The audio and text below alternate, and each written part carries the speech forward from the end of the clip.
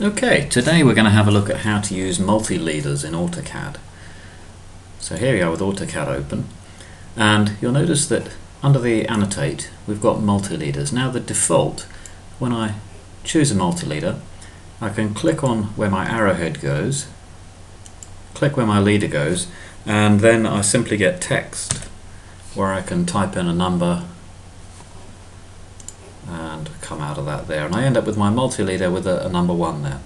But this looks pretty boring, so what I need to do is I need to have that number within a circle, for example, or maybe within a square, just to differentiate the two. And this here, this multi-leader, is set up in the style standard, and all I have to do is create some new styles. So I'm going to go into here and I'm going to say create a new style, and I'm going to call this one circle. Based on standard, fine. And what I need to do is under content is I need to change the multi-leader type from multi-text to a block.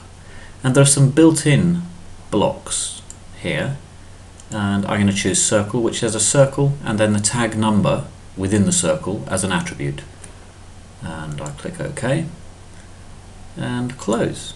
Now you'll notice I've got circle selected there, so when I choose a multi-leader, it puts a circle there. It's prompting me for the tag number. I'm going to put in 2 and it fills in the 2. Okay, so this works quite well, and obviously I can continue this command just by pressing enter and then typing in a new number each time. Okay, let's choose another one now. So let's make another new style, and I'm going to call this one square. Based on circle, that's no problem, and I'm going to change circle into a box. Click OK and close. And now when I choose my multi-leader,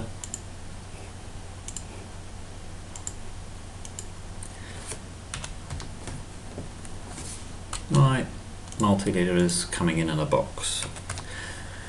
I'm going to do one more here. So new style, I'm going to call this triangle.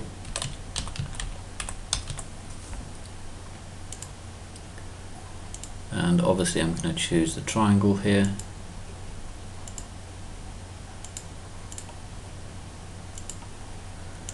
Now when I choose multi-leader, okay, it gives me a triangle. But what you will notice is that I've had to manually type in the numbers for each of these multi-leaders, which is great, but it's not what I want it to do. I want it to do them automatically. So I'm going to delete all of that, and I'm going to change my style back to circle. Okay, now what I'm going to do is, rather than clicking on multi-leader, I'm going to run a Lisp routine, and if you want to copy this Lisp routine, just ask. So send me a comment, make sure you put your email there, and I can then send you the Lisp routine. Now the Lisp routine is going to run a command called block leader, and what this does is, in the default style for the multi-leader, in other words whatever you've got currently set up, it's going to carry on from there. So I'm going to say 1. Now what I can now do is type in a number of these, one after the other, and they're all going in the current multi-leader style. Okay, let's have a look and see how we can change this. So the style was circle. If I make the style square,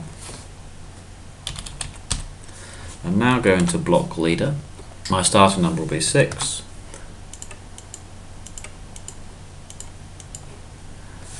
Okay, come out of that command. Let's change that to triangle.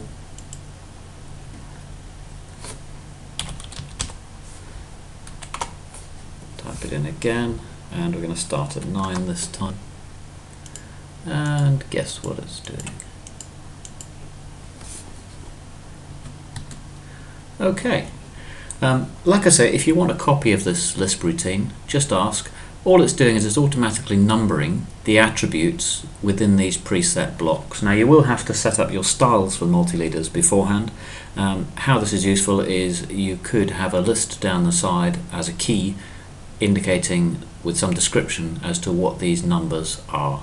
So you could have different symbols for different types of object, and you could even have number 1 triangle, number 1 circle, number 1 square, if you wanted to differentiate down in the table down the side. Okay, you do have to set these up beforehand, like I say, so you have to set up your styles in the drawing. Once you've set them up, you can go to Manage, Load Application, and load the Lisp file that I'll send you. And remember to send me your email address if you want the Lisp file.